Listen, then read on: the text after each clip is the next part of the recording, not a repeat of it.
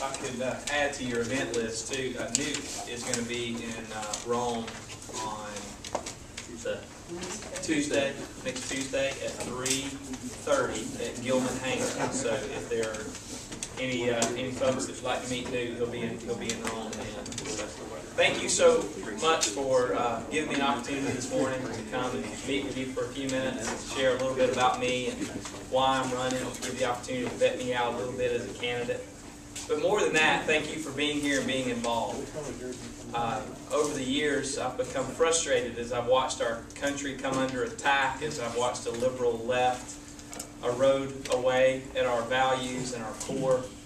And I'm just thankful that there are people that are willing to fight and to be part of that solution and to gather together and encourage one another and work toward fighting toward getting those back. And so there are rooms like this all over Georgia where people are meeting this morning to talk about solutions. And I'm just so thankful that you choose to be a part of that.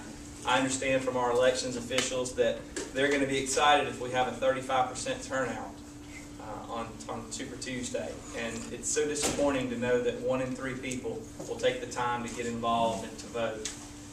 And we've had races where we've had turnout in the low teens.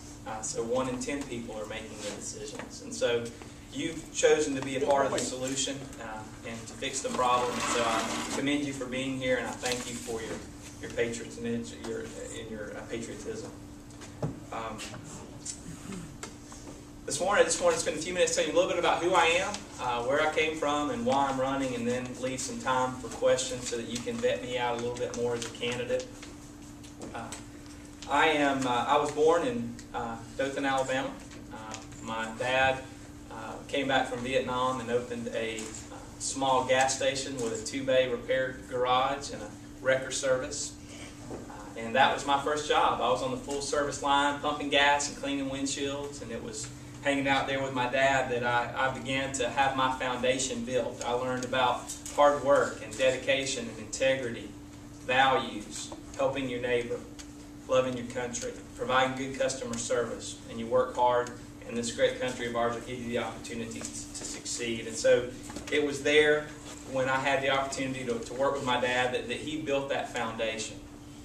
And at the age of 17, with that value system in place, I moved out and started attending Auburn University. And for the next 4 years, I worked 2 jobs and went to school full-time. I graduated from the University of Alabama, Birmingham in 1994 with a physical therapy degree.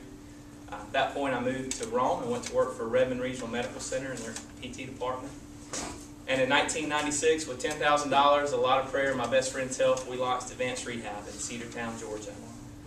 And by the grace of God, we now have 20 locations in 4 states and employ about 300 people. So we've been really blessed with that.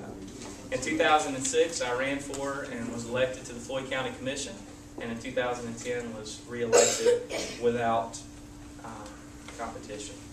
But more than that, just like all of you in this room, I am a husband, I am a father, I am a son, an uncle, a nephew, a friend, a neighbor, a community advocate.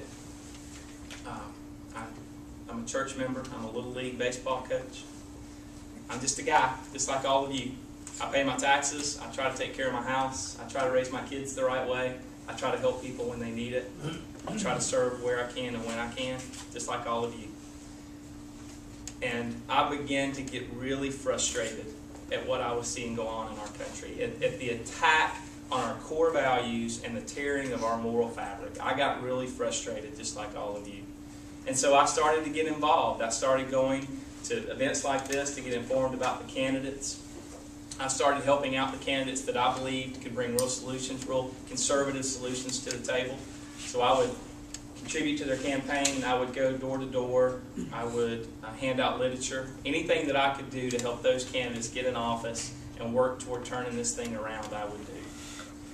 And in 2006, I received a telephone call from the Republican Party, and they asked if I would consider running for an open seat on the Floyd County Commission. They thought that my conservative value system and my business background could help the county, to help recruit industry into town and consolidate some services with the city and just provide good business solutions to the county. And so when they called, if you've heard me speak before, you know the answer. I said no. I said thank you, but no thank you. I've got 2 small kids, a growing business, a new marriage, and I just don't have time on my plate for that right now.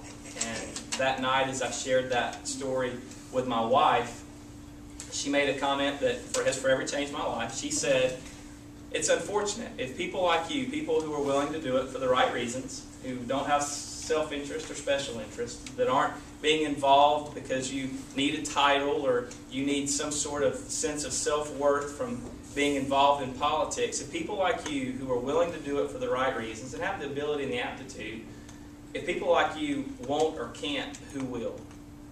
And so over the next couple of days, we agreed to pray about that.